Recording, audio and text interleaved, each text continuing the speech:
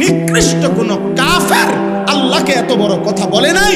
এই মানিকগঞ্জের আবুল সরকার নামে ওই বাউল বেঈমান আল্লাহকে যে পরিমাণ কথা বলেছে, এই বেঈমান সরাসরি বেঈমান, এই বেঈমান প্রকাশ্য বেঈমান।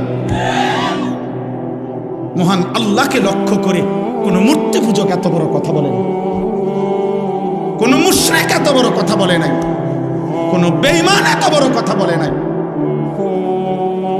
আপনাদের আমার বলার মতো ক্ষমতা নাই।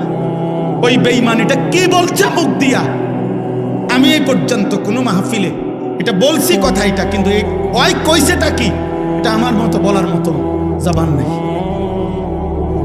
আপনারা শুনেন ওই কি বলছে, ও আল্লাহকে লক্ষ্য করে কি বলছে।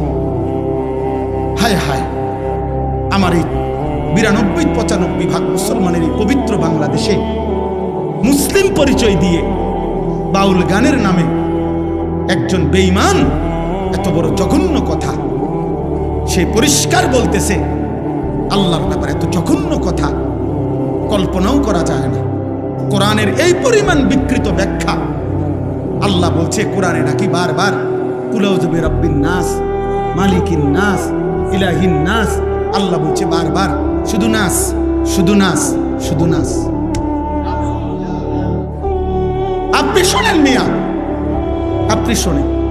আমি ব্যক্তিগতভাবে সারা দেশ জানে আমি কোনো রাজনীতির মানুষ না। আমার এই এলাকার মানুষও জানে আমি আজকে 10 বছর এই এলাকায়, আমি কোনো রাজনীতির মানুষ না। আমি রাজনীতির ভালো মন্দ বুঝিও না এতটা, কিন্তু আমি একটা রাজনীতির কোনো হিসাব বুঝি না। এটা নিয়ে দল টানাটানির বিষয় না, এটা দল টানাটানির বিষয় না। অন্য বাউল কি বলছে না বলছে এটা তাদেরও ব্যাপার না, বাকিদের বিষয়ও না। এটা শিল্পীরা কি বলছে সেটা তাদেরও বিষয় না। কিন্তু এই বেঈমান আবুল সরকার নামে যেই বেঈমান, যেই মুশরিক আল্লাহকে বিদ্রুপ করেছে, এর ফাঁসি, এর ন্যায্য বিচার, এর রাষ্ট্রীয় বিচার বাংলার জমিনে হতেই হবে।